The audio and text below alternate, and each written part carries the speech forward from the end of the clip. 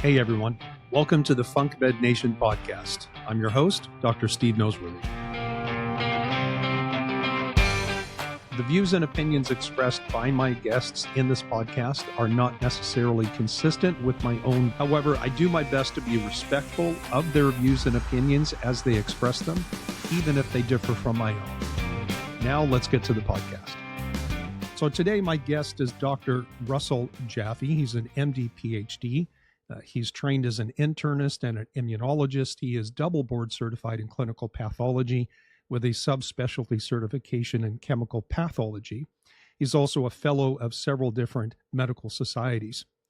Dr. Jaffe has helped advance several adjunctive healthcare approaches, including medical acupuncture, traditional Chinese medicine, certified clinical nutrition, health coaching, and the use of predictive biomarkers. Enabling primary proactive prevention in clinical practice is part of Dr. Jaffe's mission to speed the transition from sick care to healthful caring in policy, practice, and research. With over 100 peer-reviewed publications, invited chapters, and books, Dr. Jaffe speaks at continuing professional education conferences and technology innovation forums.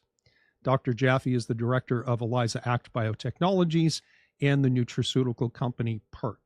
He's also serving as the founding fellow of the Health Studies Collegium, and he works and lives in Virginia. And before we get to the interview, I have to say I just had a wonderful time talking to somebody who has such a broad and varied background.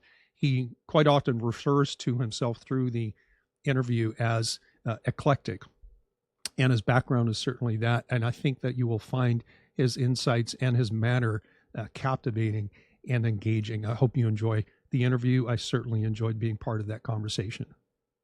Why don't we start with a big welcome? I appreciate taking time out of what I'm sure is a pretty busy schedule for you. And one of the first things that I wanted to start with, Russell, is I like to go very big picture and then start to narrow down. And you've got a very interesting background. You're an MD, you're a PhD, and I'm sure that that probably doesn't encompass all of your experience and expertise. But I'm always interested in how and why people deviate from the genesis point of their core education to end up wherever it is they are 10, 15, 20 years down the road. So if you look back on your career, what was the biggest turning point? Or let's say, what's the first turning point where you started to say, I think I see something other than what I'm being taught right now. Let me go explore this and add it to the experience and the knowledge that I've garnered so far. Well, I was a young resident at the National Institutes of Health, NIH, in Bethesda, Maryland. And I heard that this guy named Qing Nuan Wu put needles into people and got results we could not get. So I went to debunk him. Oh. And that led to a 7-year apprenticeship in TCM and acupuncture. Very interesting. So while I was continuing at then the senior staff at NIH, I was also in his training program along with Patch Adams. I don't know if you remember Patch from I do. From the movie Patch. Sure. Yeah. Jim Johnson, who was his aide de camp, and just a few. But Qing could see that acupuncture in America was going to become a profession, not a hobby. And this was, what year was this, Russell?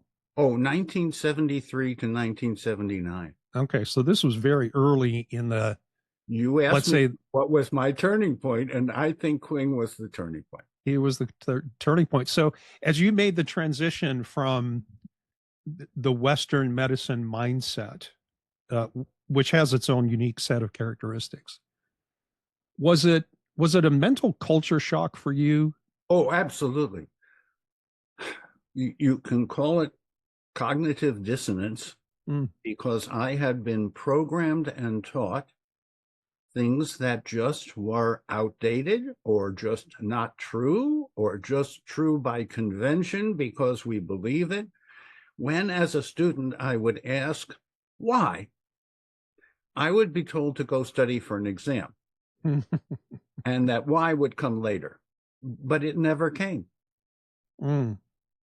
So did you start to question then either the fundamental value of a conventional medicine mindset? Or did you still think, well, this has value, it just doesn't tell the whole story? No, I consider myself eclectic. I consider myself to be the integration of all my experiences. Yeah. But to be specific, I started with one medical school class, and then I put a PhD in biochemistry in the middle. And so I taught my classmates. I taught biochemistry as a student teacher to the people that I graduated with. Interesting. And a little curious note, I was the first student at Boston University, maybe in the country, to get 3 degrees on one day. So I got an AB, an MD, and a PhD. So my parents could finally go to a graduation. Oh, good for you. So if that chance meeting back in the early 70s was the starting point of you shifting your mindset and how you think about health and well-being, if you look at different stops along the way between that point and where you are now, what were I call them pivot points. What were the pivot points that took your studies and even perhaps your practice off in a different direction that you didn't expect? Well, near the end of my apprenticeship with Quing, I heard that there was Dr. Ramamurti Mishra, who had written the textbook of yoga psychology and commentaries on Patanjali's sutras. And I had 5 years in yoga and Ayurveda with him. That was a shift. And it was a shift in the sense, like you used the word eclectic just a moment ago. It was a shift in the sense of you made room in your mental framework for something different and something new that seemed to mesh with what you were already thinking and doing. Is that correct? I knew early on that we didn't know too much and we had to learn much, much more. So what do you think what's the difference in how you look at things? Because I would imagine that some of your classmates and even, medical doctors or medical students as they're getting ready to graduate now, they're exposed to different ways of thinking, different ways of doing, but they don't all, I would argue that not many respond the way that you did with, essentially open arms, even though your intent going into that first encounter in the 70s. I came as a skeptic and I saw the deficiency in my knowledge and my abilities, and I wanted to correct that as much as possible. And what was it about that presentation that changed your mind? Like, was it a demonstration of him working with a patient? Was it just a discussion of the philosophy of TCM? With regard to Quing, yeah. And by the way, the first year he didn't look at me or speak to me. And in the second year, I could ask him, why was that true? And he said, if you can't stay away, in other words, if I can push you away, you'll drift away. But now that you're here, we can stop. And he became more and more fascinating as I matriculated through his world. There is so much to be said about that.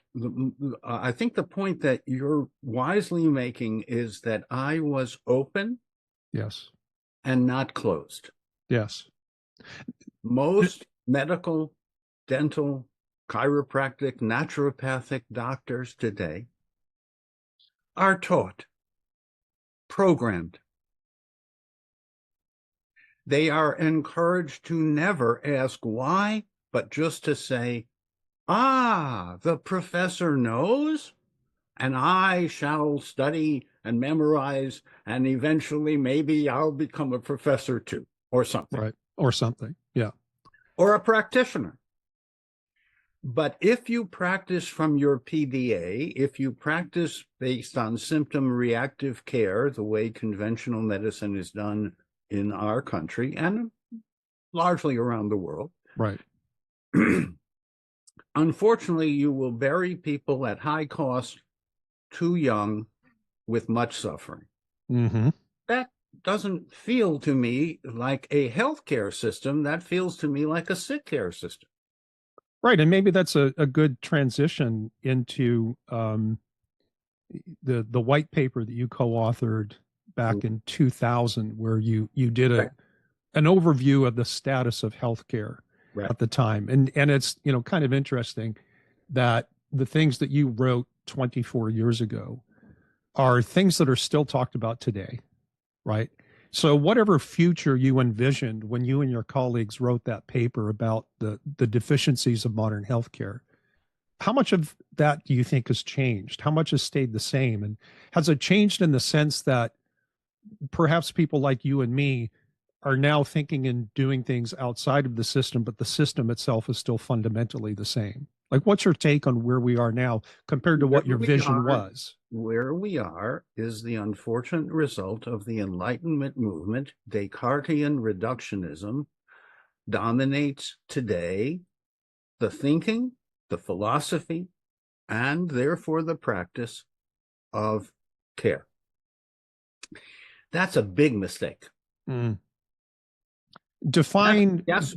Yes, we do have biomechanical features, but life is more than biomechanical. Mm-hmm. And unfortunately, in regard to relationship or nutrition or attitude or environment or many, many other topics that are a little bit subtle but profoundly important for the person in front of you, the individual, we are still treating people like statistics, and we are making statistics out of people. And I don't practice statistics, and I don't want to become one. You mentioned Descartesian reductionist thinking. Define that for the people who are listening, and then tell me what the antidote is. The best I can do at this, because it's a big subject. The best I can do is imagine that our universe or the earth or you are a watch. There was a watchmaker. We don't doubt there was a watchmaker. The question is the watchmaker still involved? That means, is the universe a friendly place or a capricious place? I think most medical people are inured. They are immersed in a way that says, it's all over but the shouting, which means after the age of 40, you slip down the slippery slope called aging. Now, aging is an illusion of too much bad and too little good. And the oldest part of you is about 10 years old, and that's your bones. And any moment you start the process of renewal and rebuilding your body, it does. Well, if I can start with a 90-year-old who's ailing and failing and suffering and end up with a 91-year-old who's feeling vital and functioning as a 40-year-old, I think I've helped him. So I want to know, I want to see if you agree with me. Through my observation, one of the places where conventional medicine started to go wrong, I think, was probably roughly in the 1980s. And you would know because you were in practice at this point.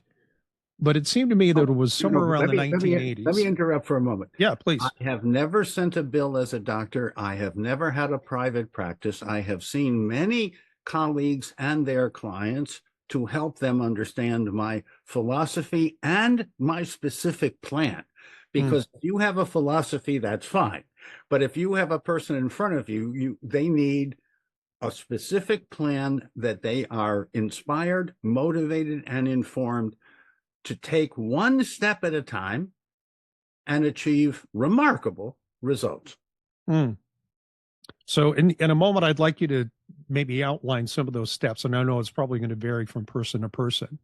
There are steps that are important for everyone. Yes. And then there are the personalized steps for an individual. Agreed. Totally agreed. I can certainly talk about how you eat, drink, think, and do in relation to how you are rebuilding and renewing your health, or you're inviting illness. Right. So back to the question that I want to pose to you about one of the places where modern medicine has gone wrong and really gone into this reductionist approach seemed to me to be somewhere around the 1980s when, at that point or prior to that point, it seemed like most medical doctors were GPs. It was more rare to find someone who was a specialist. Now I know that you do have subspecialties and subspecialties, but was it somewhere around the 1980s where it became the thing to do for What you're students? referring to was a well-intended plan advocated by friends of mine to manage care more comprehensively and personally. Yeah. It became mangled care. And mangled in the sense that doctors became specialists and they lost the view of the big picture? Well, today you have hospitalists that are in the hospital only and not in the community. Community doctors who used to be able to come into the hospital are invited to stay away if they don't have privileges at that hospital. Right. Yes, things have become more fragmented. Yes, things have become more symptom reactive. The average person of my age is on a dozen medications, half of them for the side effects of the other half. Right. I am taking no prescription medicines, but I take a handful of supplements every day. And what I eat is primary, but what I supplement is necessary in the 21st century, because guess what? The rents are going up and the ceilings are coming down, as my grandmother used to say. And I think that, ultimately the people that pay the price for how the medical system has developed, say, since about the 1980s or so, is that now you have a bunch of doctors with their, too many cooks in the kitchen, so to speak. And each one is perhaps very well versed in their own specialty. But again, they've lost the sight of the big picture, which seems to me that that's where you've put most of your focus, is stepping back to see the big picture and seeing it not, again, from a disease management standpoint, but, I talk about crafting wellness, right? Wellness, being healthy doesn't happen on accident. And there are too many things that are somewhat inevitable that are going to downregulate or impair your ability to respond. And so could you, in simple or even in complex terms, outline what your health or healthcare philosophy is? Like, even starting with simple things like, how would you define health or wellness? Are they the same thing? Are they different? How are they connected? Health and wellness are intimately connected.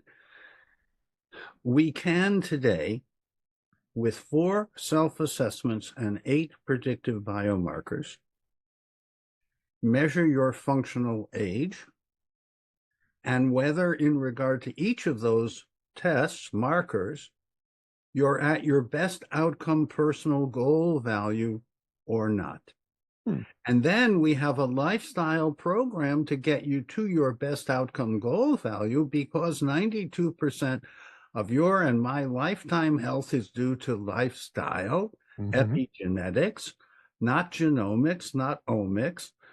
And 8% is transgenerational influences and genetics. And a footnote: if you really want to optimize your nucleus and DNA and RNA, then take a lot of antioxidants, buffering minerals, and cofactors. Now, what's the science behind that? Well, the science is actually ancient and recent. The science goes back to the early 20th century.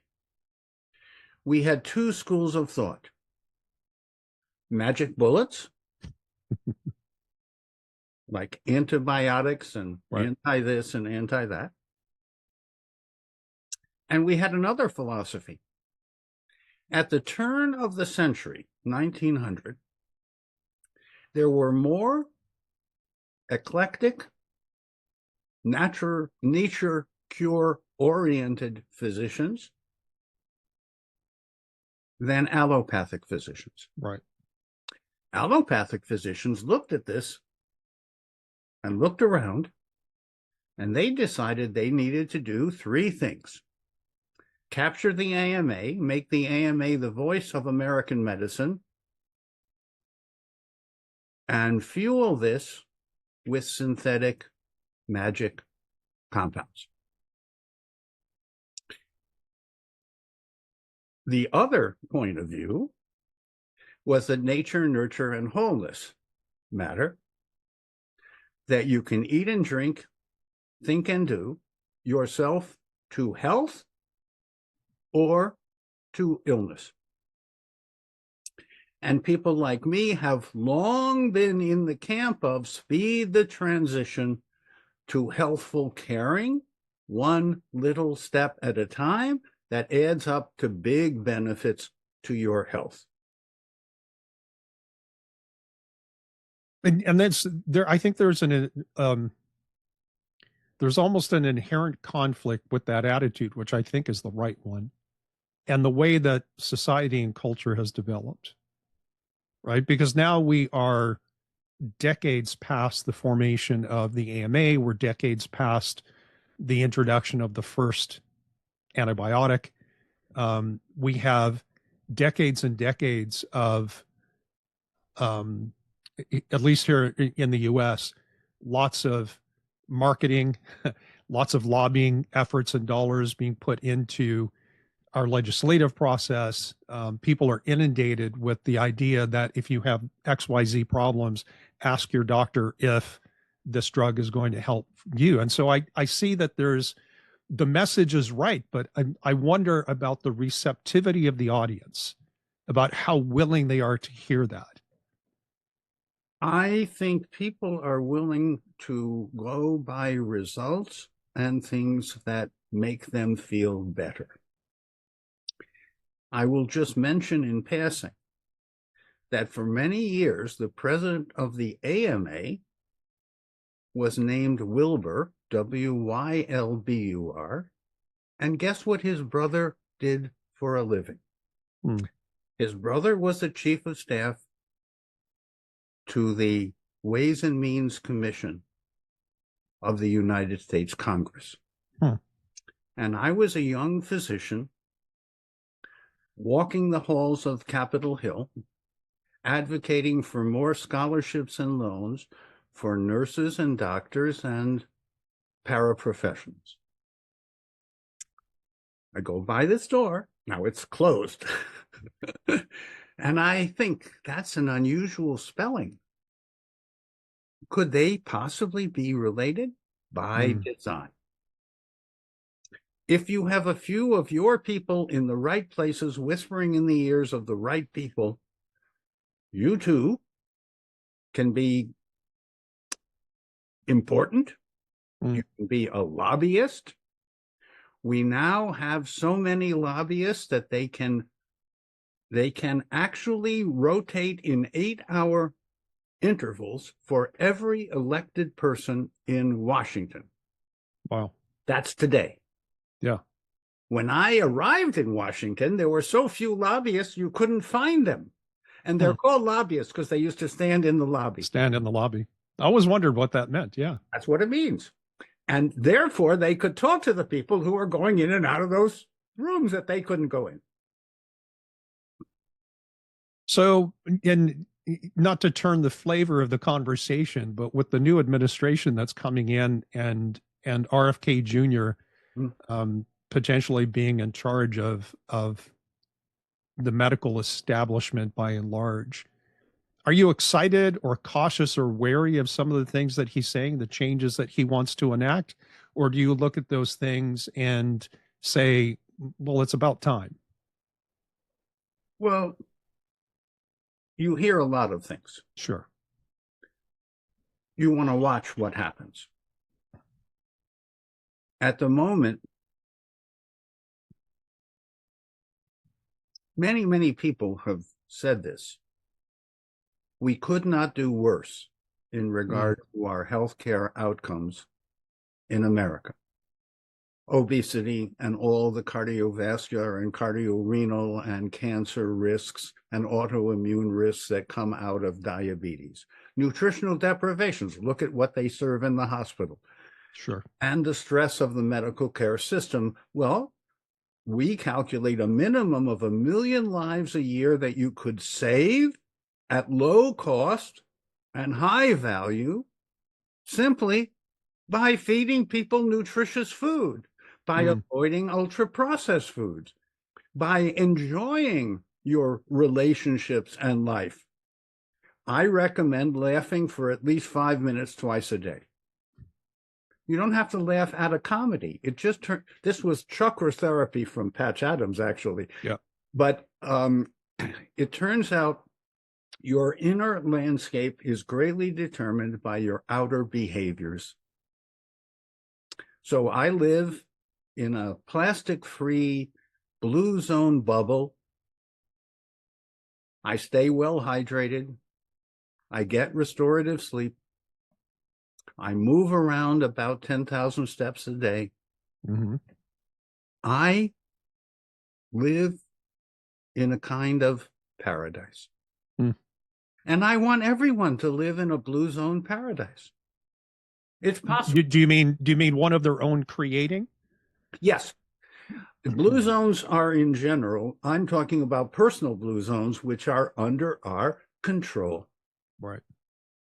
I have a choice when I go to the market. I have a choice when I bring things home. Do I ever bring food home in a plastic, styrofoam, or shrink wrap container? No. No. I buy Whole Foods. And by Whole Foods, you don't mean the store Whole Foods. You mean no. You buy foods that there are is whole. There is a chain called Whole Foods, Right. God bless, owned by Amazon. But no, I'm talking about what Beatrice Trumhunter, the nutritionalist, taught me. Shop around the perimeter of the market. You might find food there. Yeah. Be very cautious of going up and down the aisles. Right. Stay well hydrated, but hydrated from a tap that produces healthy water. Millions and millions of Americans are getting toxins from their tap. So I recommend measuring your tap. Now, we happen to have deep well water, 300 foot down. I have had plumbers come and say, can we take water from your house? But then I like sparkling water. So I get Pellegrino or Gerolsteiner or Apollinaris in glass. Never in plastic. We have documented what many of us have hypothesized for some time, which is that microplastic is a major health risk. Our lifespan in America is declining. The rest of the world is continuing to slowly increase. There's something profoundly wrong with our system.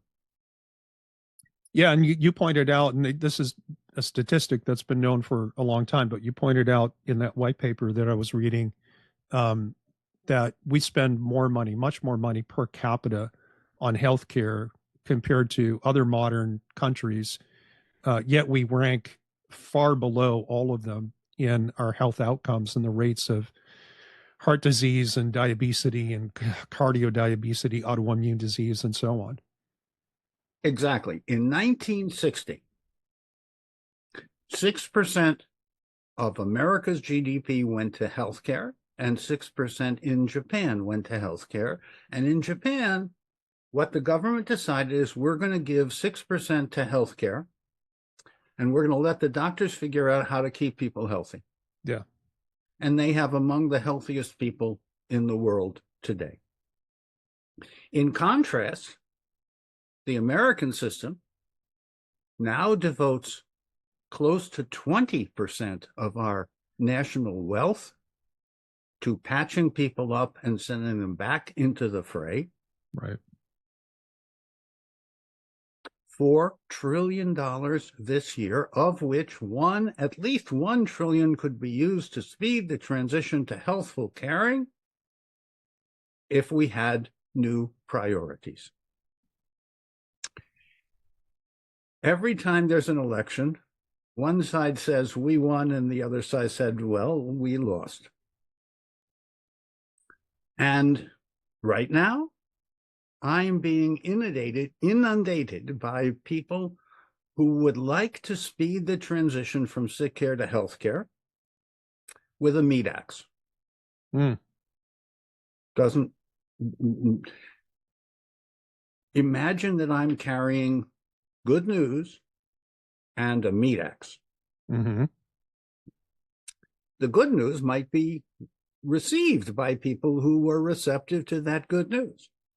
The meat axe is probably not the way to undo the system.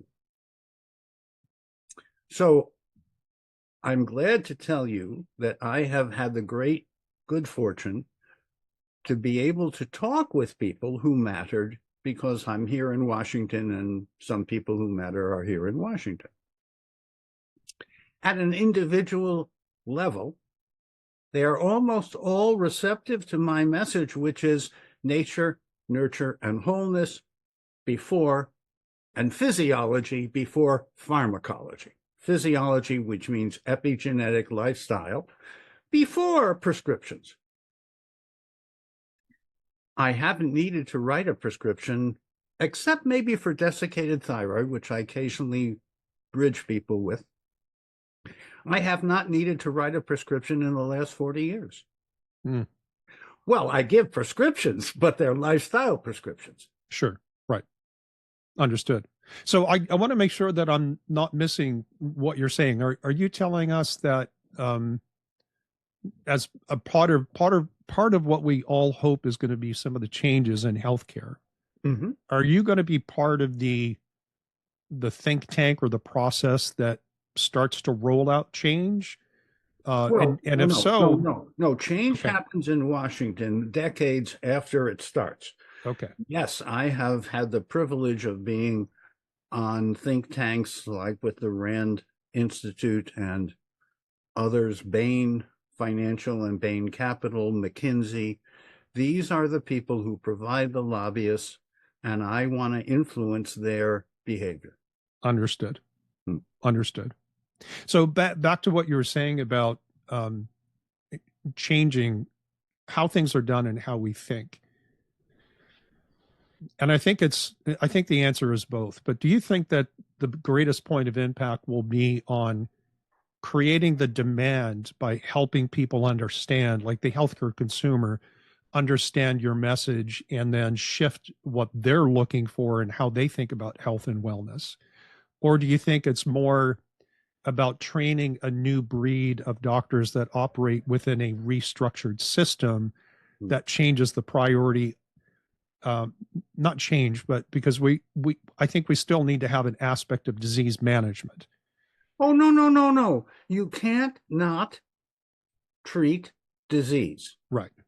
But disease has a consequence, disease has a cause. When I redress or reverse the cause, the symptom and the consequence naturally goes away. Would you say that in all cases, or do you think that there are? Let me tell you what Olga Worrell taught me. Now, Olga Worrell was probably the best scientifically documented laying on of hands healer of the 20th century. She started the New Life Clinic in Baltimore, Maryland in 1953. Dr. Robert Leichman continues her work to this day. What Olga said to me is, the soul can always be healed. The body is another story.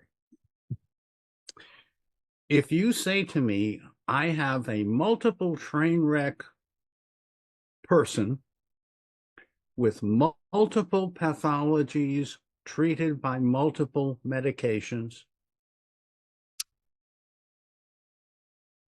I would still say that if you had the good fortune to do for your parents or your loved ones or your child what I did for mine, because we are not low-risk people. We are not. I don't need to go into the details, but almost every family knows that there are some family traits and risks and maybe some opportunities and strengths. What we are seeing today is the consequence of many years of a very constrained system that is entirely unsustainable economically. And that will require maybe force change. You think the money is going to speak? I don't think the money is ever silent.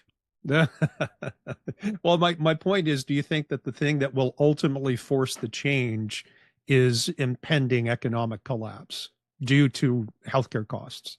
Well, healthcare costs are increasing unsustainably, and they have been for a long time. If you consider Medicare and Medicaid and want to make them viable, you must transition to an epigenetic lifestyle low-cost program. Mm. But that transition, because it's been so long delayed, is not going to be an easy one. Yeah. And that, that was going back to my, like, first of all, the old saying is um, something like, you can't turn the Queen Mary quickly.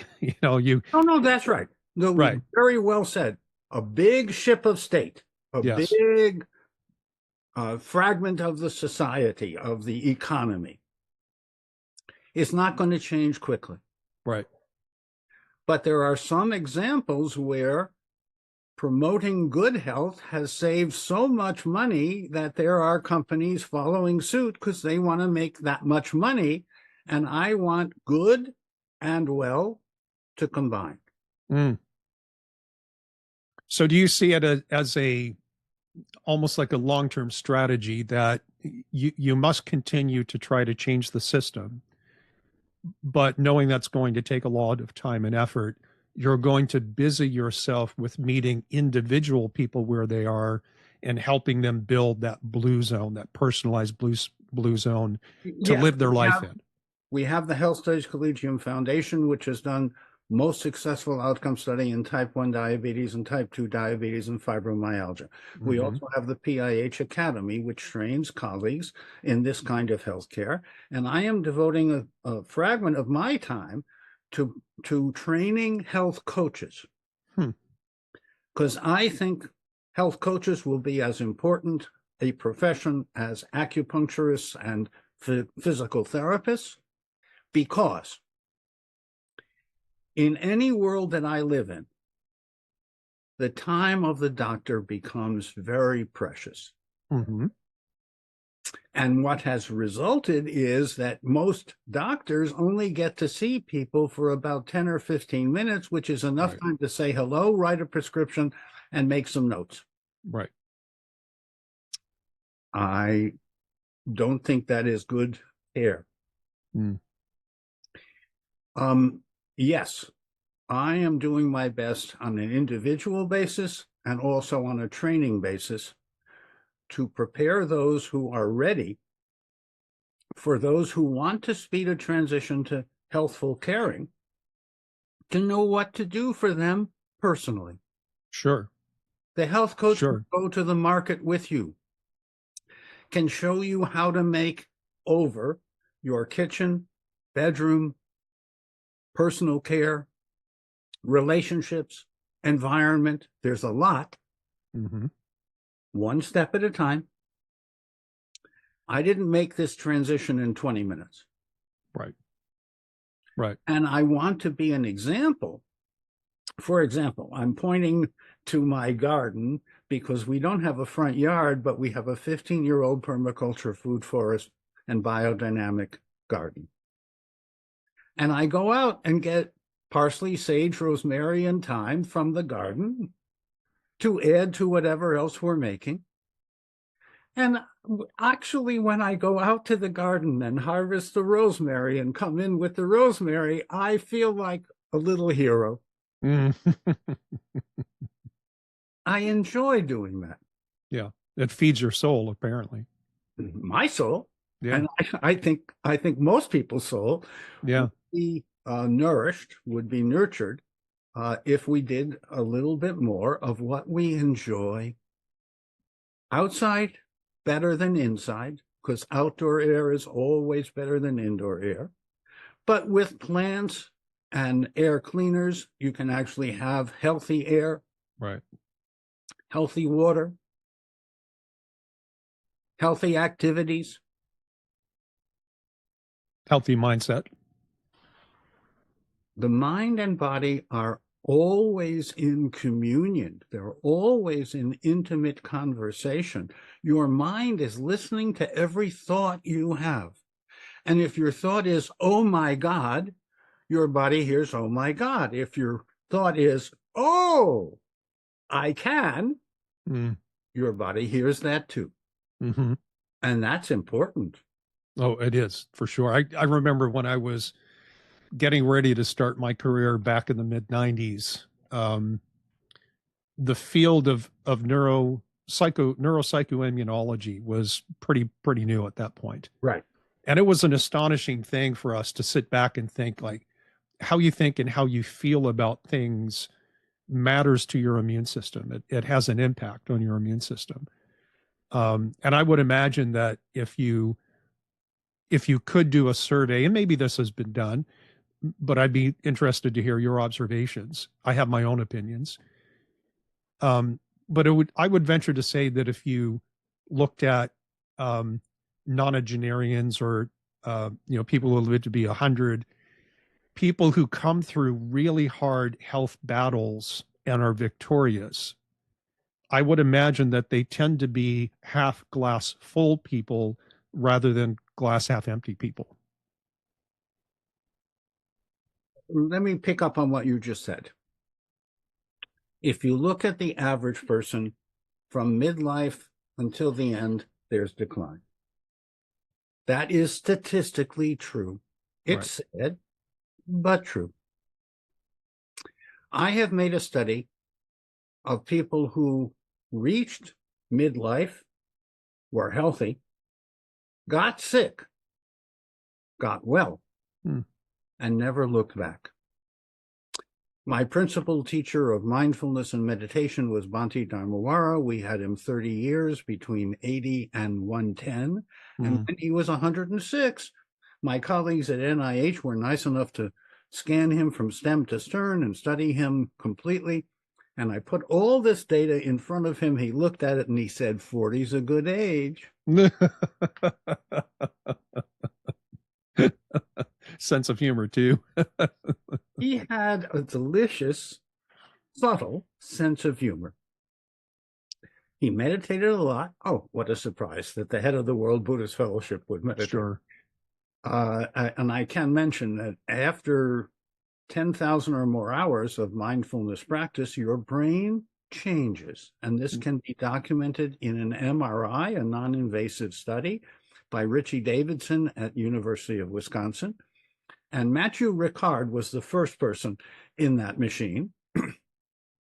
And they had to tune it, and they left him in there for about 4 hours, I think, but for a long time, longer than usual. When he came out, he said, I've had a mini retreat. Have you ever been in an MRI? I have, yes. They're loud. They are, yeah. And if you're in head first, it's not the most comfortable thing. Martha Herbert was nice enough to scan me in her 7T machine. And I came out of it saying, how come it's uncomfortable to lay there for so long?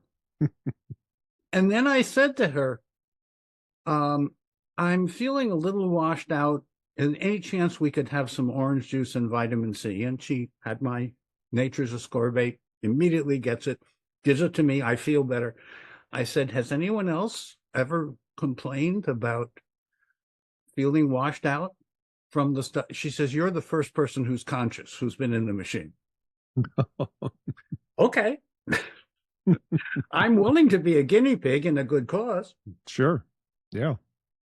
Now you had mentioned about 10 minutes ago in the conversation about some assessments, and you named 8 predictive biomarkers. Some of your material that I've studied suggested 6. So it sounds like you've upgraded that model. Let me clarify. Please clarify. Start with 4 self-assessments. These are 4 measurements you make on yourself, like your digestive transit time based on charcoal capsules, your urine pH in the morning, because that determines how much magnesium and choline citrate you need throughout the day. Your hydration status can be easily measured. And the fourth one, oh, yes, how much of nature's ascorbate does it take to cleanse you? Those are the 4 self-assessments. The 8 predictive biomarkers. And I'm not sure where the 6 came in, but it's always been 8. Okay. Yeah, I may have misread it. That's fine. No. We will go back and correct anything we need to correct. So with regard to the predictive biomarkers, hemoglobin A1C should be 5%. HSCRP, high sensitivity C-reactive protein, should be less than 0.5. Homocysteine should be less than 6 in the plasma.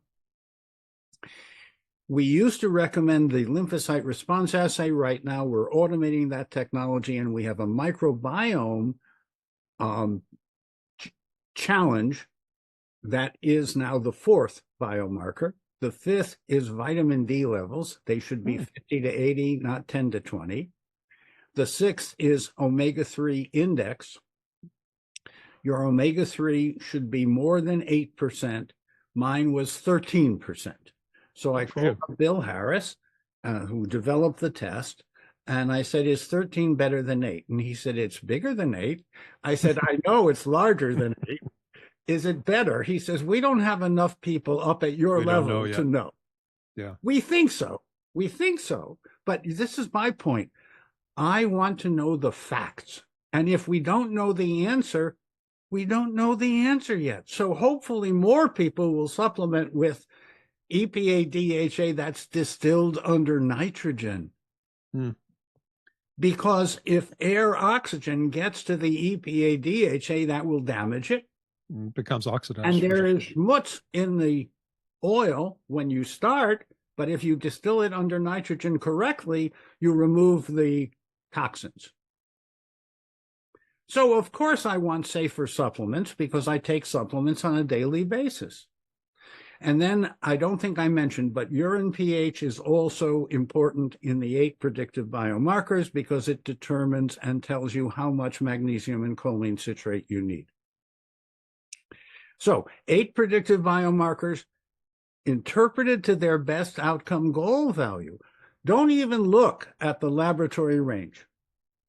As a laboratorian, I can tell you that that statistic probably has little, if any, meaning for you as an individual. And there's a lot of reasons for that. But what I do is I fold the paper over so that people don't even look at the statistical range. Our predictive biomarkers are available at drrusselljaffe.com. This is an advertisement. And on YouTube at Dr. Russell Jaffe channel. And we want you to know what to test for yourself and know what the best outcome goal value is. Because while we're speeding the transition from sick care to health care, one person at a time, now is the time to take on these self-assessments and follow it with the predictive biomarkers interpreted to best outcome goal value.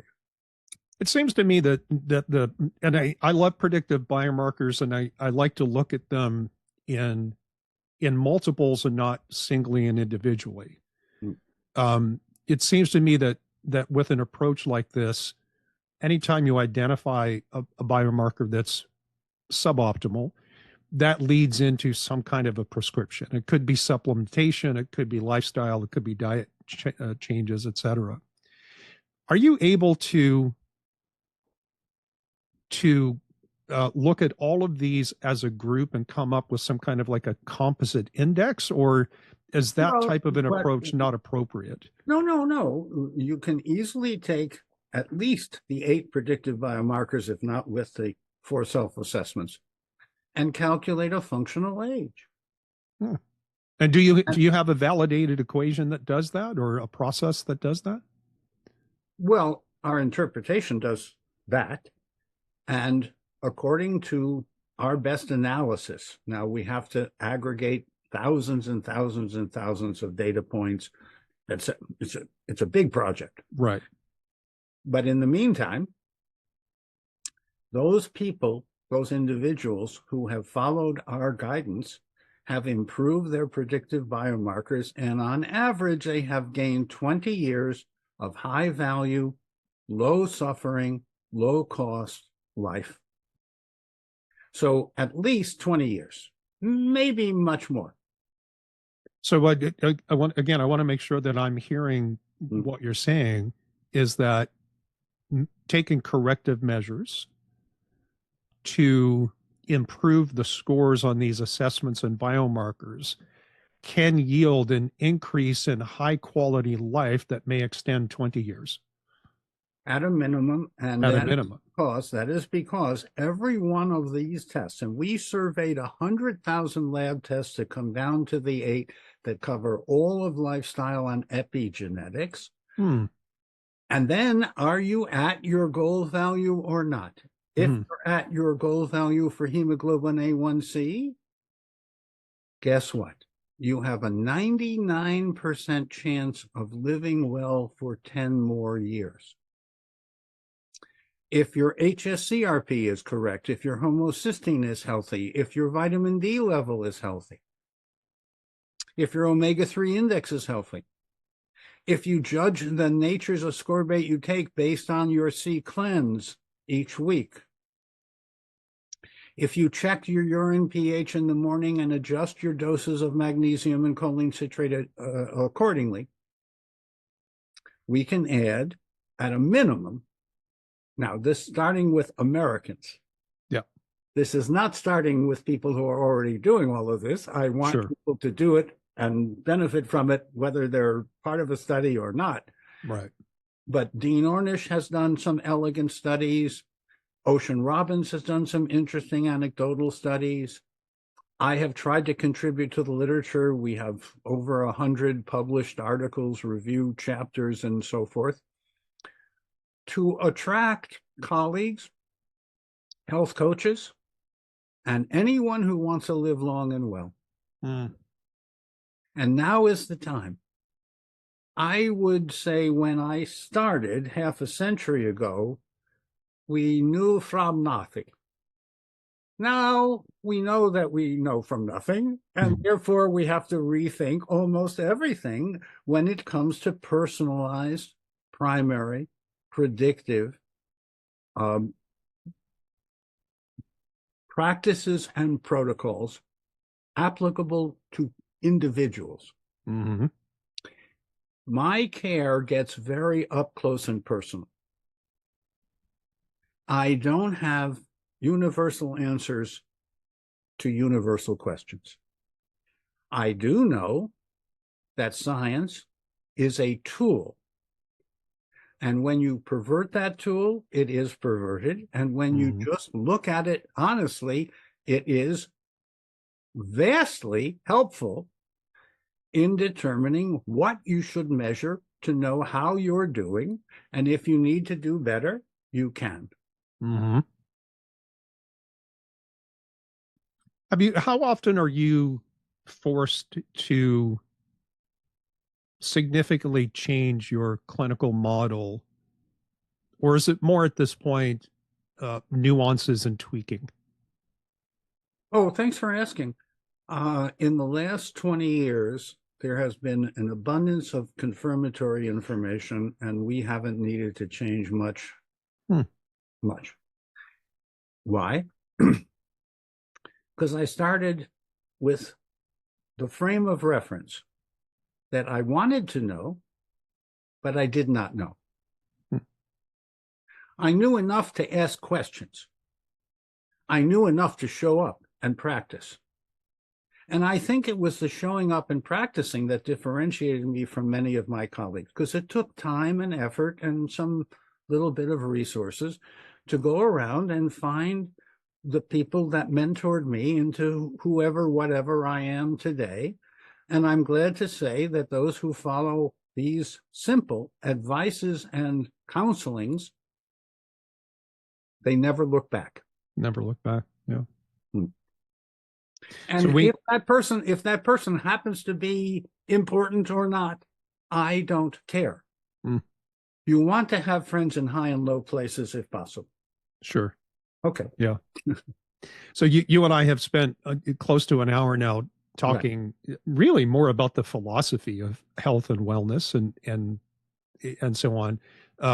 I know the topic you wanted to talk about was inflammation being a repair deficit. Do you still have time to go through that? I would love to hear your thoughts on it. It's a good example of everything else we've just been talking. Yeah, that's what I was hoping. Introduction to that.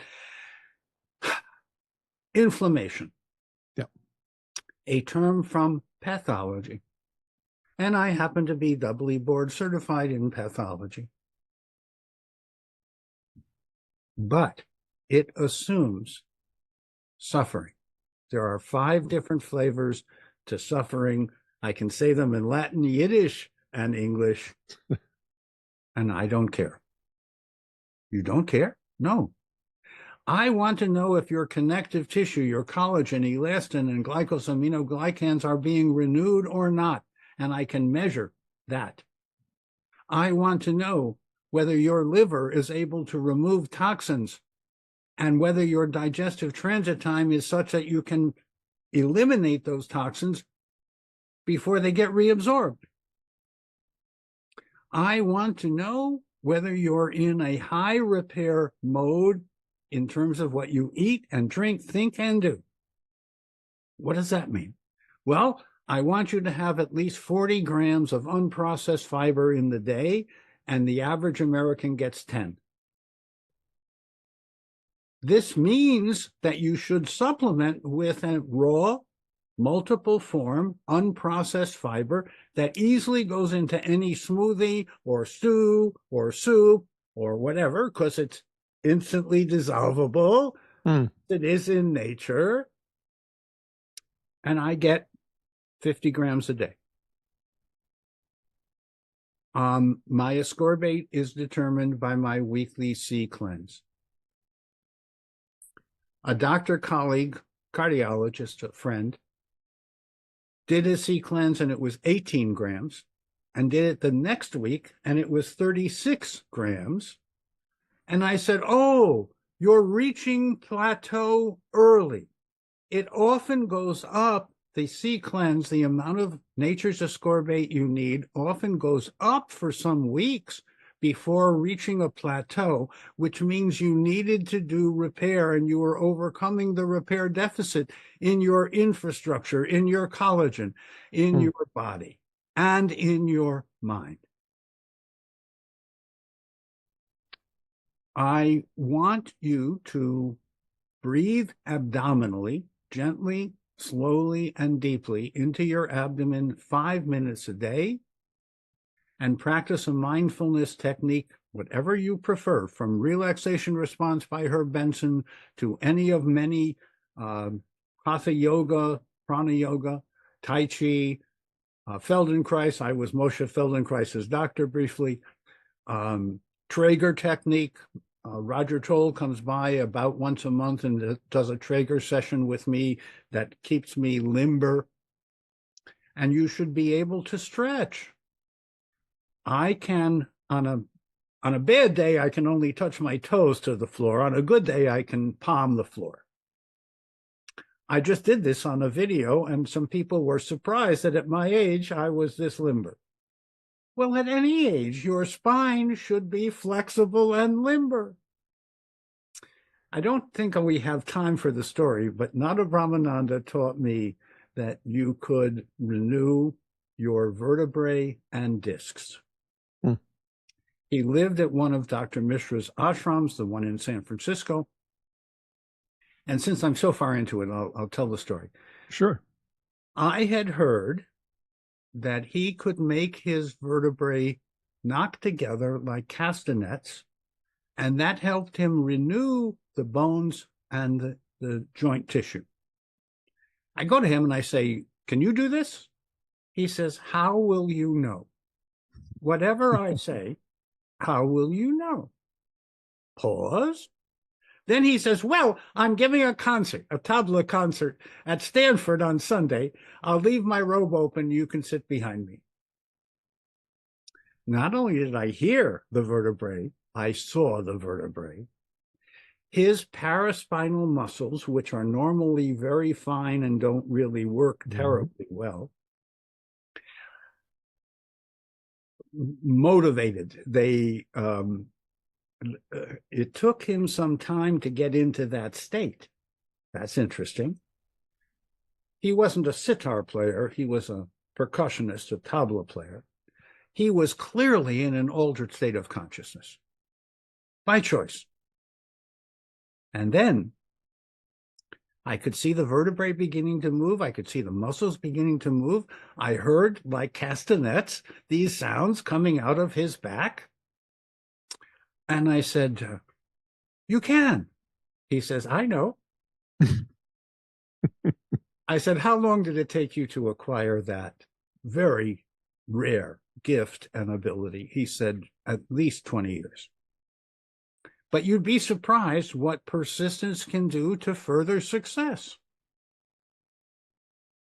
You know, it makes me think, because like from our perspective, we don't have volitional control over the intrinsic spinal muscles, which would be the ones to move the vertebrae. Well, and that's my point, because it makes me think of those people, you know, born perhaps without arms and hands, and what they can do with their feet and their toes if you train it enough. I mean, that just blows my mind.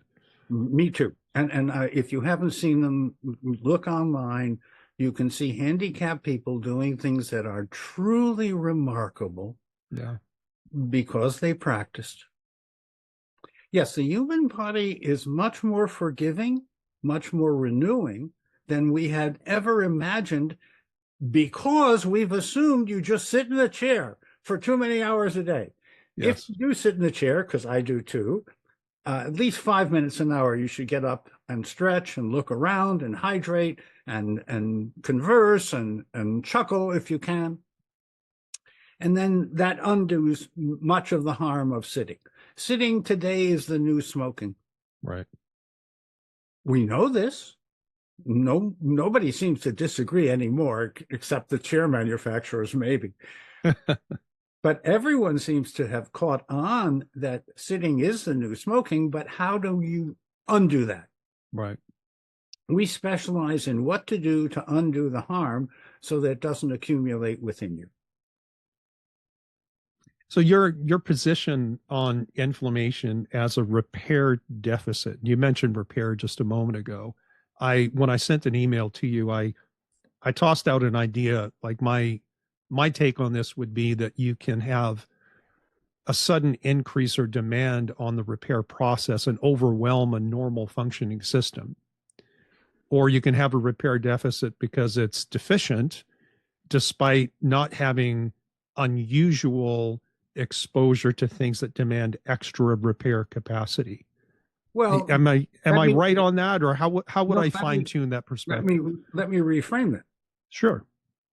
Assuming you have too much sugar stuck on your cells, assuming you have repair deficit, assuming your vitamin D is going to be continuing low, assuming your ascorbate intake isn't based on your C-cleanse need, assuming your urine pH does not tell you how much magnesium and choline citrate to take.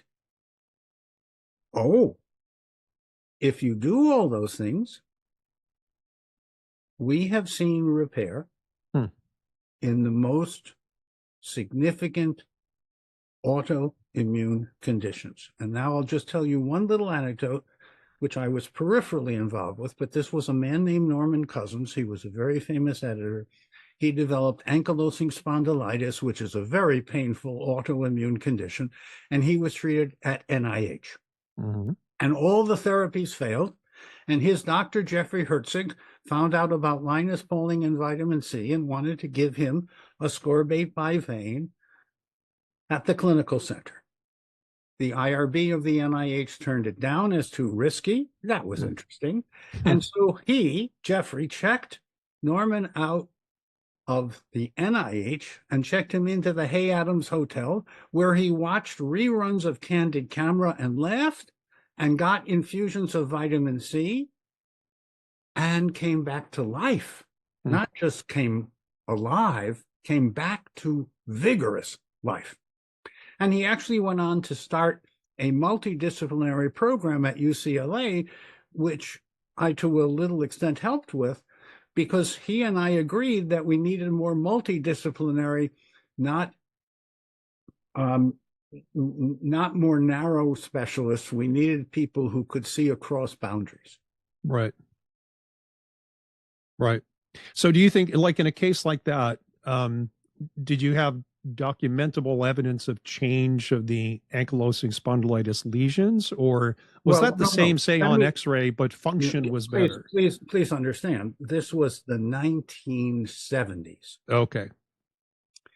We could document by CT scan and others that all his vertebrae were eroding and swollen and inflamed. Today, we would hopefully have better, earlier measures. What we knew was that he was dying and then he was alive. At that point, we were just happy with the result. Right. Yeah. Yeah, and that's really my point is that I see clients all the time where whatever metric we're using to gauge the extent of their problem, whether it's lab testing or imaging or other kind of diagnostics, you know, we do our song and dance and people get better and their quality of life improves. And we would like to think that we've added years to their life and life to their years. Sometimes you don't know that until you're 20 years down the road. But sometimes pathology is not the right word, but maybe the degree of, say, tissue destruction or perturbation hasn't changed, but quality of life and function certainly has. Well, let's take what is considered to be one of the worst examples, and that's osteoporosis and osteopenia. We did a study by DEXA. Over 2 years, we built new bone. This was completely unprecedented. You can slow the loss of bone, maybe by making impaired bone, but the point is that our natural approach built new bone between 2 and 12% in just 2 years. And was that, did you leverage impact exercise and weight bearing exercise, or was this all nutraceutical and lifestyle change? This was only to judge whether our Bone Guard formula of 20 essential nutrients would build new bone. If you did our comprehensive lifestyle program, you would get better results. But that was just the Bone Guard from your perk company. This was a simple trial over 2 years of 12 people, seeing if we could build new bone, and we did. And we have a bone. We have a book on bone, joint, and muscle health with my colleague, Dr. Susan Brown, Jay Srimani, and my sister, Marcy Jaffe. And we've published some of our results to encourage other people to do even better. So back to the repair deficit concept.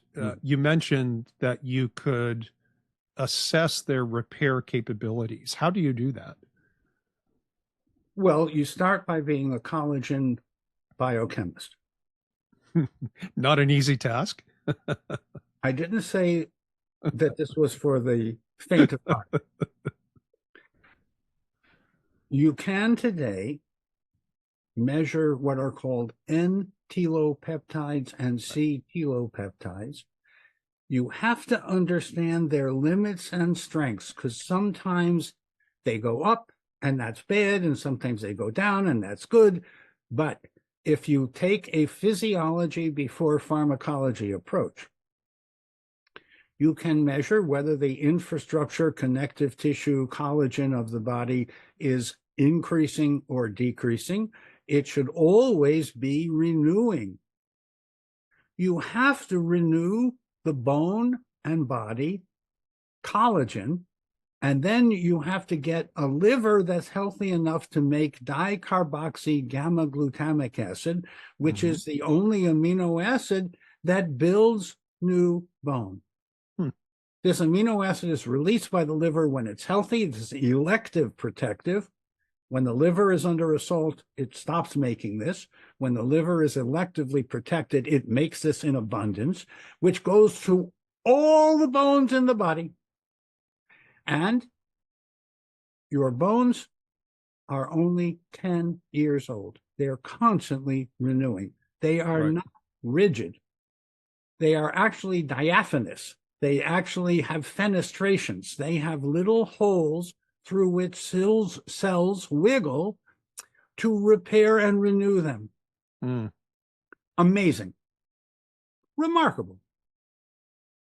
The GGT, I'm sorry to interrupt, Russell, but the GGT that you just mentioned, is this the same or a related compound to the GGT that we would measure just in standard blood chemistry that, we know? No, slight difference. Yeah. GGT is gamma carboxyglutaminase. It was originally thought to be a liver enzyme, but it turns out it's very important in blood clotting. It's factor 13 in blood clotting. Okay. What I'm talking about is gamma carboxyglutamic acid, a slightly different molecule that binds calcium and magnesium, because you need both calcium and magnesium in your bones. Calcium makes things more rigid. Magnesium makes them more flexible. Do you want flexible bones or rigid bones? Well, I want both. I want bones that support me, and I want bones that are flexible. And flex, right. Well, if I happen, heaven forfend, to fall down, I don't want to break a bone. So inflammation is repair deficit. That's a reframing that we have been advocating for decades, and we are making great progress, except, guess what? There is much more marketing budget for pain killers than for health promoters. So I would say NSAIDs, no, too toxic. And I will just mention that there was a meeting at the FDA, and the topic was, should all NSAIDs be removed because they're too toxic? The vote was 16 to 15. Oh, wow. 16 in favor of only putting a black box warning on, 15 who said it should just too toxic.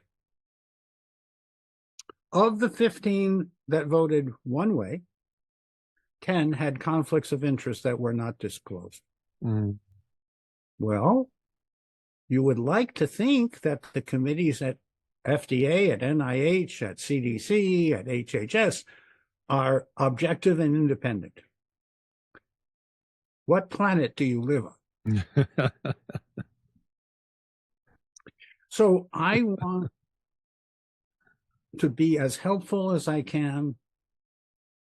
I want to be a voice for physiology, nature, nurture, and wholeness, for inflammation being repair deficit, and what to do about it.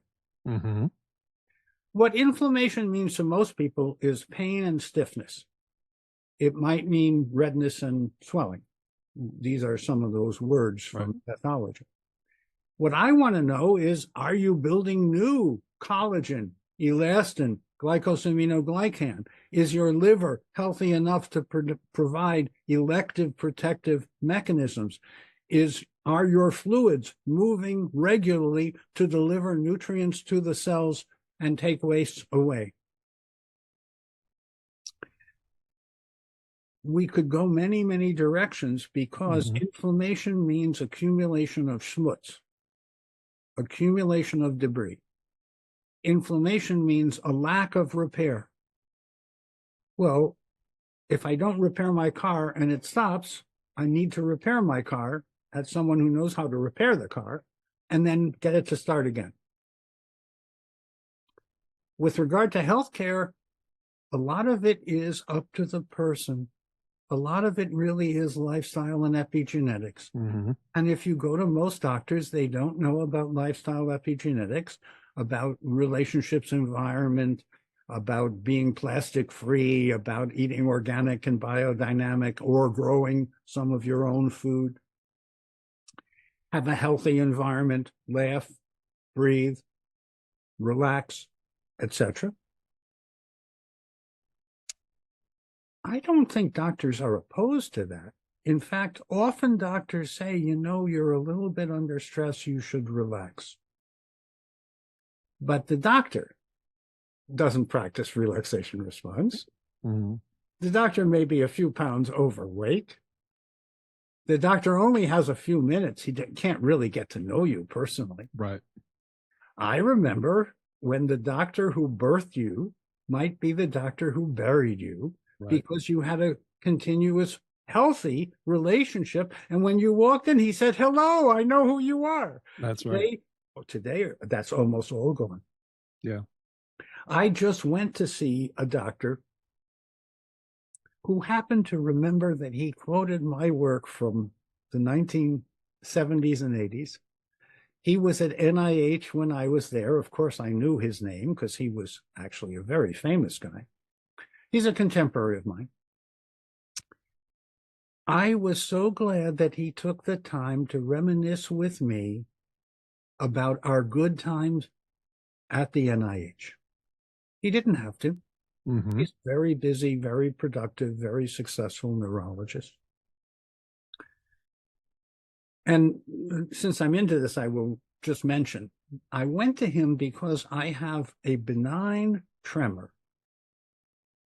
I don't know if you can see this, but my right hand has a little bit of a wiggle, and I want that to go away through brain sprouting and other natural approaches.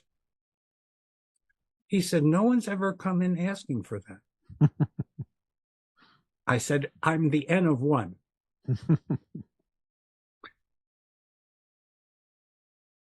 I am confident in him as a caring, competent, and comprehensive physician who happens to be a neurologist, who is interested in nutrition, who is interested in lifestyle, who is interested in getting me better.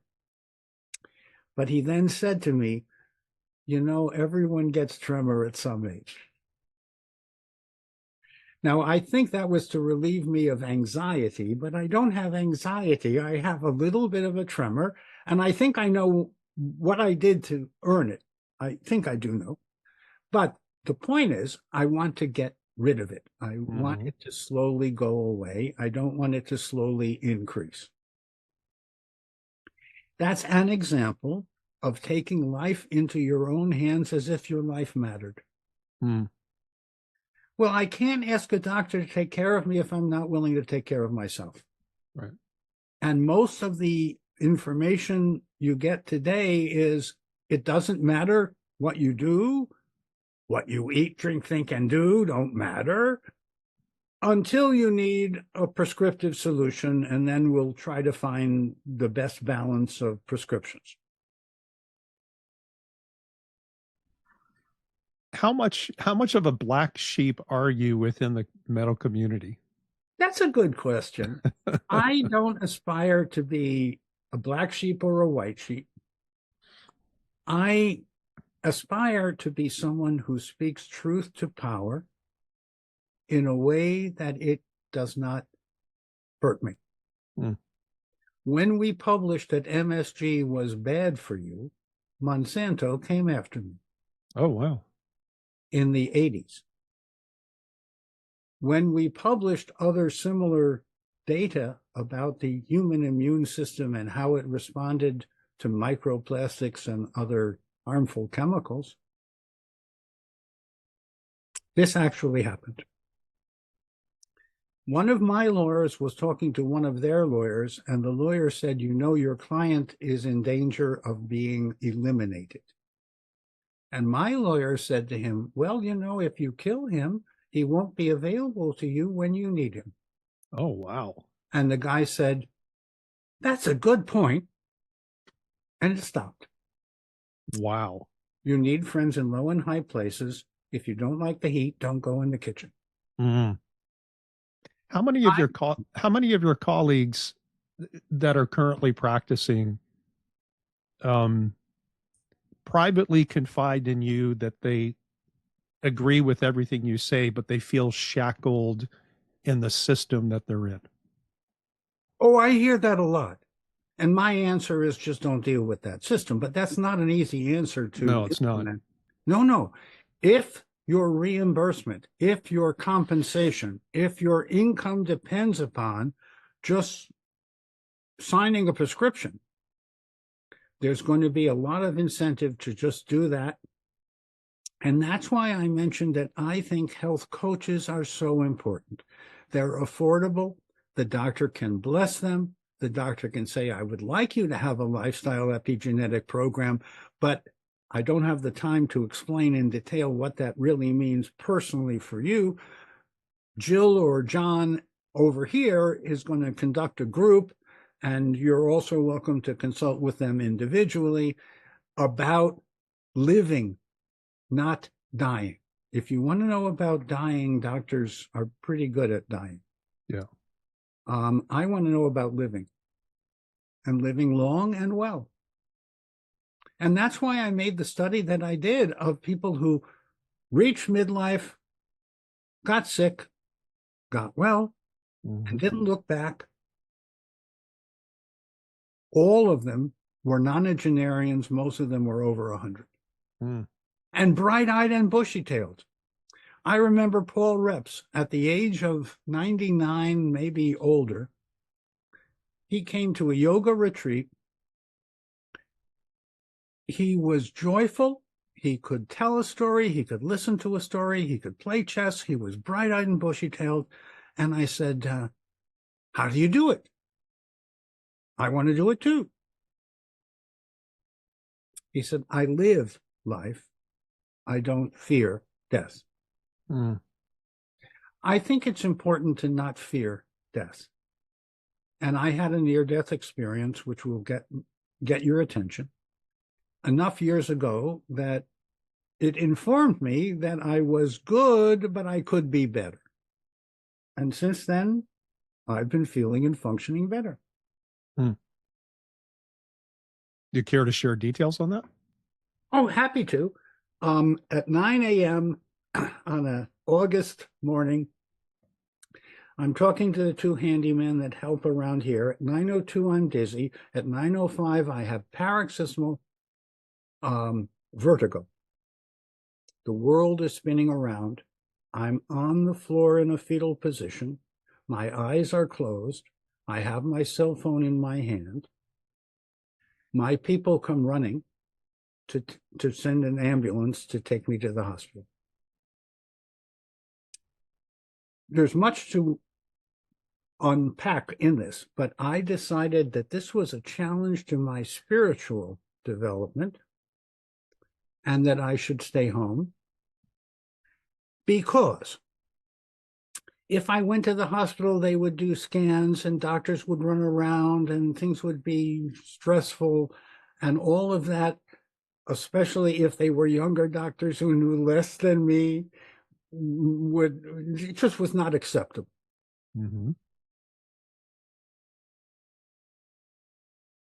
My son drove 4 hours, and he sees me for the first time as the man down. I had been iron father, iron dad, or something, strong-willed and strong life. Okay. He triages me, brings me in the back. He literally picked me up and put me in my bed. This was all at home. And every time I started to contract, he's a Traeger practitioner, he stretched me out. For 3 days, I lay there, eyes closed, didn't eat, didn't drink, didn't pee, didn't poop. I lost 15 pounds. When I finally got up and looked in the mirror, I was gaunt. Wow. On the third day, Sky says to me, I'm really tired. And I said, you're the hero of this case. Go take a nap. The next day, I took a shower. The next day, with the help of my sister, Marcy, I was on a recumbent bike recovering my cardiac function, because if you just lay in bed for 3 days, a little bit of your cardiac function goes away. And I will tell you, on day 8, I flew to Europe because I had been scheduled to give a talk to very important friends near the Munich area. They were involved with German diplomacy. Hmm. I show up at their home. I'm still a little wobbly on my feet. They know I'm not drunk. And very politely, they ask, what's going on? And I said, well, I had this NDE and I'm recovering. And they looked at each other, husband and wife, they looked at each other and they said, are you going to talk about the NDE on Monday when our friends are coming to dinner at this really nice restaurant? I said, oh no, I'm just going to give the same talk. It'll take me months to process what just happened. And in the meantime, I'm not going to talk much about it. I have talked on occasion about it when I thought it was helpful to others to know that you can have and recover from an NDE, near-death experience. There's actually a scientific literature. There are several psychiatrists who have written about their patients who had near-death experiences. There was a guy in Charlottesville, Virginia, for many years who was studying this quietly. There often are intriguing wells of wisdom that we don't hear about in the news. There often are individuals quietly toiling away at some important issue, and if you could have time with them, they would enlighten you. I don't know if you remember the name Joseph Chilton Pearce, but he wrote a book called Crack in the Cosmic Egg. And yeah, familiar, yeah.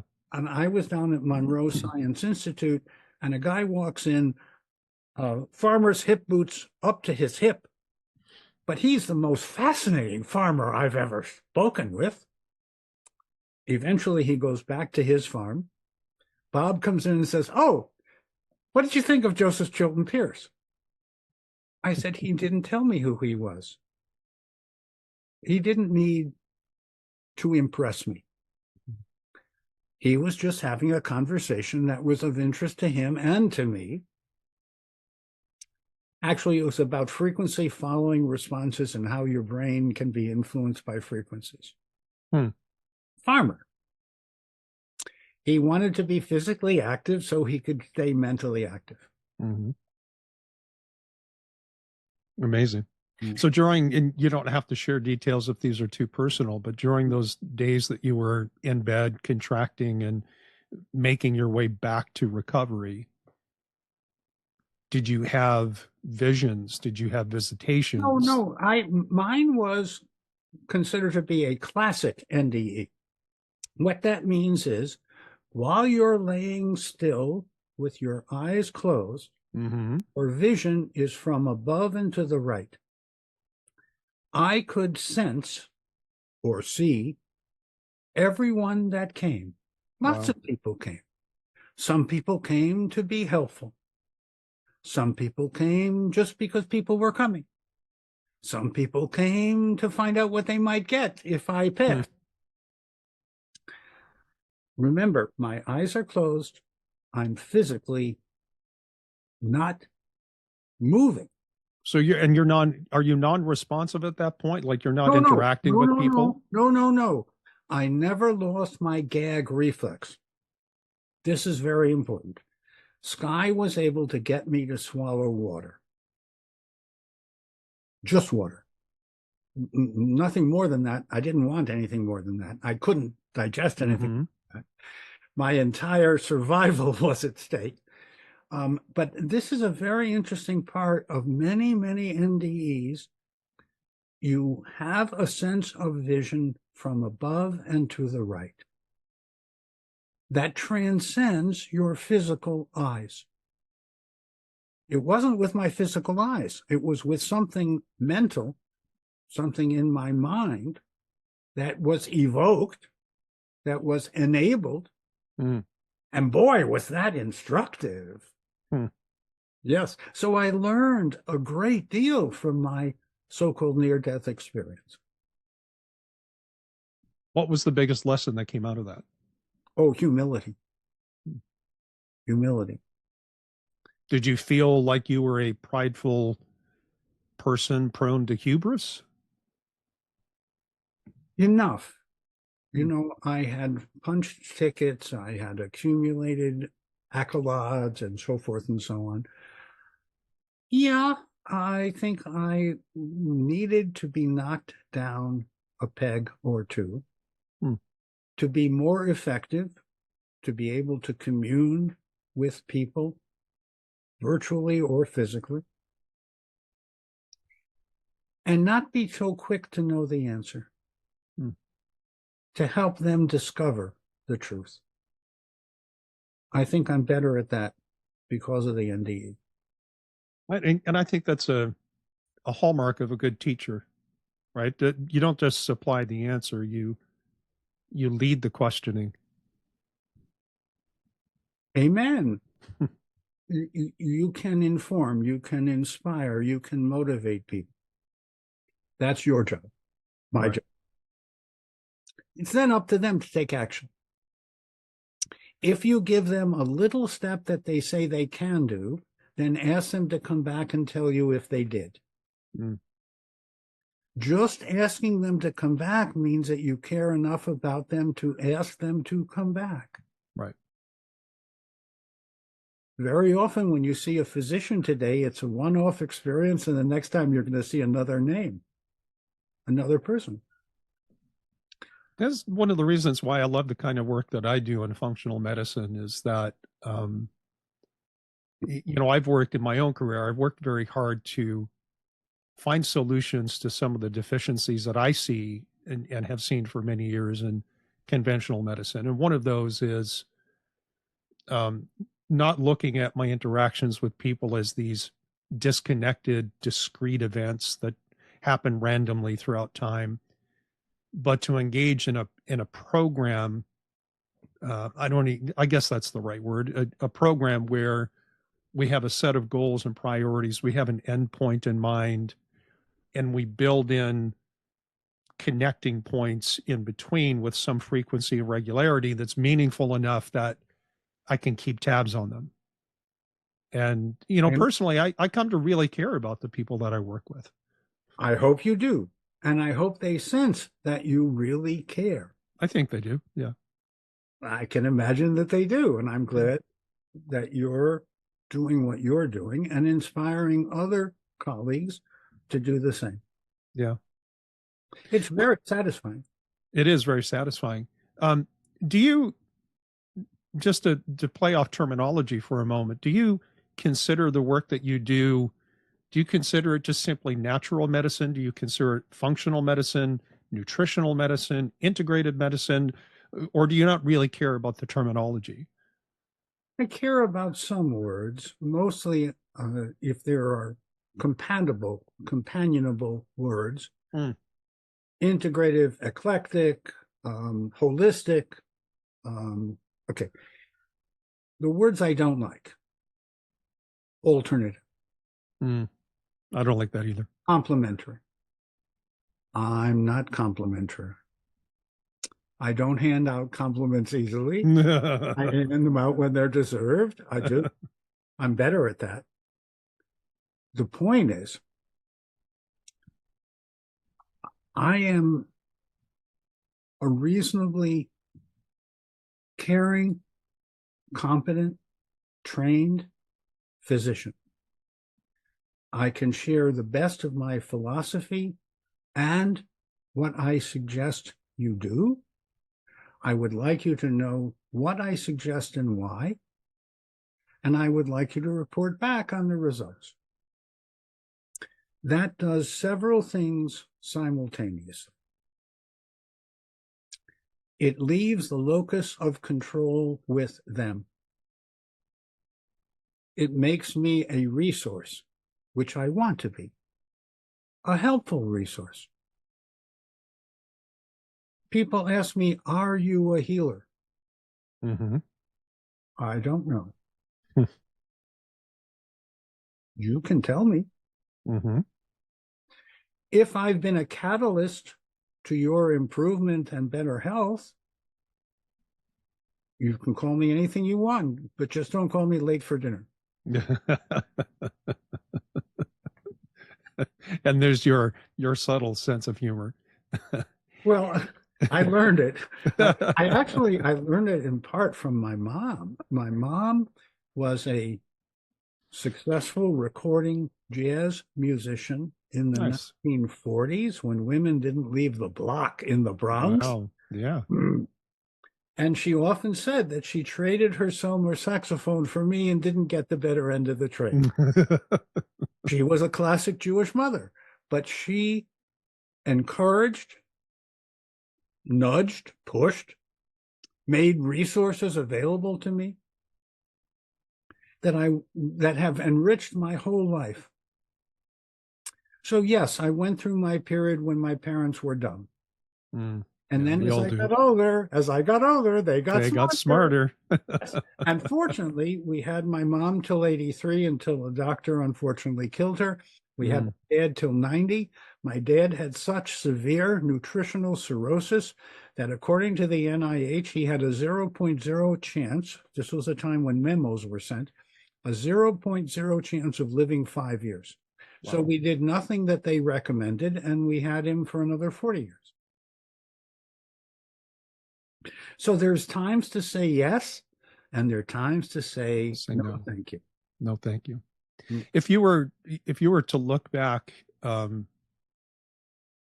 examine your perspective and your current approach in clinical model, what do you think is missing? Because I would sense that you're probably, well, I would like to think that you and I are of the same mind that we don't know what we don't know. Oh, no. We will never know enough to know enough. Yeah. That's a given. Yeah.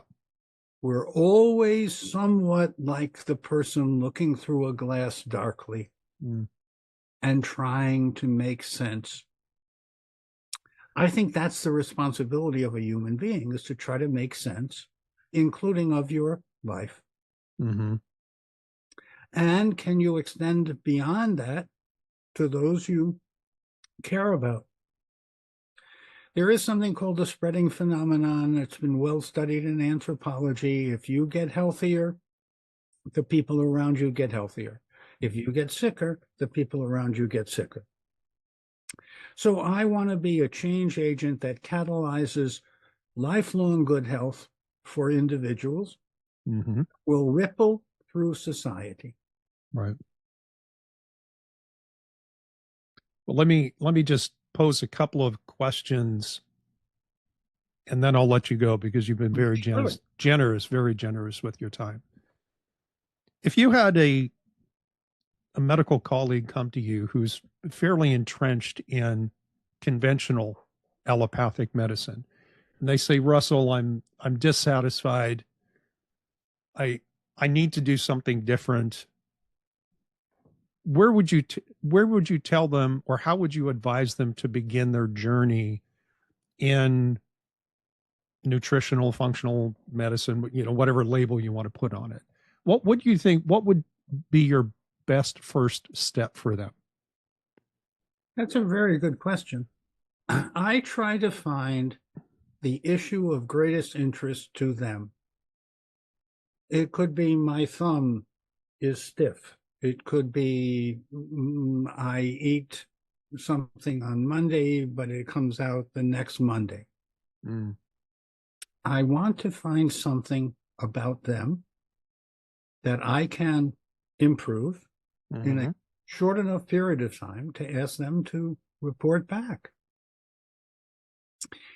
I'm almost always able to do that, including the fact, and I'll just mention a case that I'm a little bit involved with. So there's a health coach who has a friend who's been a client for a long time.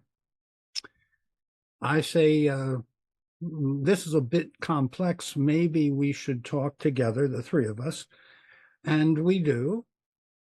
And then she just mentions on the side that the same place in the hip that is causing her pain is where her grandmother had a fracture, and she was so poor she wasn't able to take care of it. Now, how do I use that information to be helpful in this moment? Because grandma's long gone. I said, is there any chance that your grandmother is like a spirit guide to you? She says, how do you know? I said, I don't know. I'm just asking. She said, yes. I said, ask your grandmother in your quiet, meditative, relaxed time,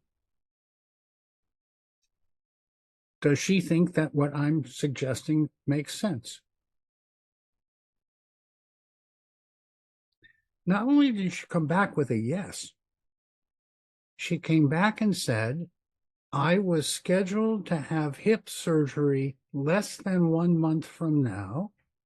I now believe there's a way to avoid and rebuild my hips without surgery, so I'm going to defer surgery. I said defer.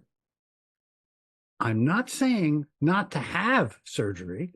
Right. I'm saying to be in the most engaged possible way with wound healing before any procedure is done. Agreed. Yeah. And for full disclosure, we have 2 chapters coming out on wound healing in a textbook next year. So I'm continuing to do my individual work, which I find very satisfying. I'm continuing to publish, which I find very satisfying. And I don't have a trust fund, so I have to make a living, like most people. And I do. I think you can do good and do well if you put your mind to it. For sure. For sure. Russell, where can people find you if they're interested in learning more about your work, reading some of your publications, or even engaging you professionally? Yes. Well, first of all, there are the books, including The Joy of Living the Alkaline Way, which is a free downloadable book. Then we have a book on bones, joints, and muscles. We have a book called Thriving in the 21st Century, because I want everyone to be thriving. You can look me up at drrusselljaffe.com online. You can look me up on a YouTube channel called Dr. Russell Jaffe. We post about 3 or more little recipes or blogs or inspirational, informational resources each week. I have a team of people that do see individuals or groups. I only work through them. Yeah. So thanks for asking, because occasionally people say, oh, I want to see Il Dottore. Unfortunately, and this I think is really unfortunate, I would have to specialize in the conditions of the rich. My time is valuable to me. Sure. How many more breaths am I going to take? Every month is after you have a near-death experience, you really have gratitude for getting up in the morning. Absolutely. And I get restorative sleep, which means I feel really well, and I don't have any devices in my bedroom. The sun tells me when it's down and tells me when it's up. It turns out that if you get up with an alarm clock, you're often getting up at the wrong time in your sleep cycle, and you'll end up being groggy that day, and you won't understand, why am I groggy? Why? Right. Why can't I solve a problem? Why do I have to do my work in the morning? Because after lunch, it's kind of Space Cadet City. I think you have sensed I'm inquisitive. I'm eclectic. I want to be an example of what I preach, so I preach less and I practice more. And I really do thank you for asking, because at a certain point in my career, I had the thought that we should start something like the Mayo Clinic or the Menninger Clinic or whatever, a name clinic, and build up a big activity. So I took on the Princeton Bio Center after Carl Pfeiffer passed. And it was really more than I could handle, because it was a thriving clinical research center in Princeton, in mid-state New Jersey. And I had a lab that was doing cell culture, and I had a products company that was pioneering new nutritional formulas. And I had children. And I wanted to spend time with my kids, because if you do, they will remember you. And if you don't, they'll remember that too. So I passed the biocenter on to Sid Baker, was at the biocenter at that time. A number of distinguished physicians were in residence there. So that was run by a foundation. I passed it on in good order. And I've devoted myself since then to this area of Virginia, where we have maybe 5 cords of aged oak to burn in the fireplace, and another 5 cords for next year already set aside, quietly maturing, drying. I mostly get to reap the benefits of this personal blue zone. Mm-hmm. Secret: much of the work now gets done by younger people. I want to stretch and walk. Walking turns out to be an excellent exercise. I want to be physically active. I want to be mentally and spiritually active. But I don't need to be the strongest kid on the block anymore. So I'm privileged to have people that help me execute and implement what keeps this place alive. We have an outdoor chess set. We have a sweat lodge. We have a medicine wheel. We have a wood-fired bread oven that makes really good pizza. Mm. And yes, it's gluten-free. It's amazing what you can do with cauliflower. And I think the most effective teaching that I do is by having people come for lunch or brunch or just for a cup of tea. Because I have a very specific way of making tea. Never in a bag. Oh, heaven forfend, never in a bag. Always loose, always herbal. And the finest white needle teas and rose petal teas, you actually brew at 175 degrees. You don't need boiling water. In fact, boiling water will evaporate some of the delicate and elegant components of those teas. Well, it's fun to make a cup of tea around here. It's not a full tea ceremony. I've gone to the Asia Center in New York. Okay. No, but you can do little versions of those proscribed, elegant approaches. So I have really enjoyed this conversation, and we have explored a number of things that I normally don't get to talk to. So we certainly have, yeah. I'm very grateful to you to be able to, have a dialogue with a colleague. Well, I'm grateful for you and the time that you've given us. I will put links to all those places that you mentioned in the episode description so people can find you and your work. Dr. Russell Jaffe, you've been a delightful guest. Absolutely delightful. My mother in heaven heard that. Amen.